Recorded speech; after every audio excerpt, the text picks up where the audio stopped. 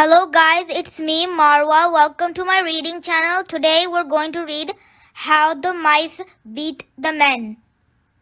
How the Mice Beat the Men. The mice and the men ate the same foods.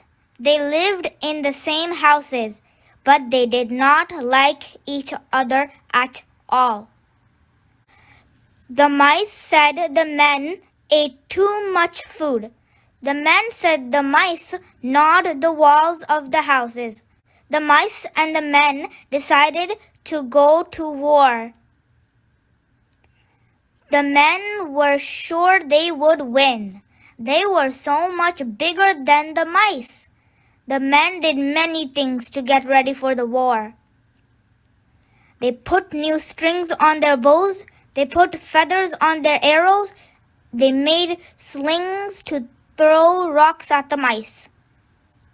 Before the war, the men had a big war dance. Before the war, the men had a big war dance. The dancing made them very tired. They all fell asleep. Then the little mice crept into the room. They gnawed the strings of the bows. They cut the feathers from the arrows. They broke the slings with their sharp teeth.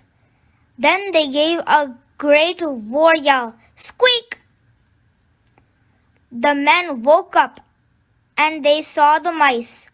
They reached for their bows, but the strings were gnawed. They picked up their arrows.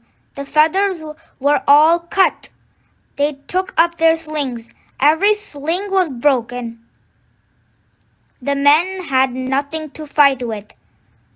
They could not drive the mice away.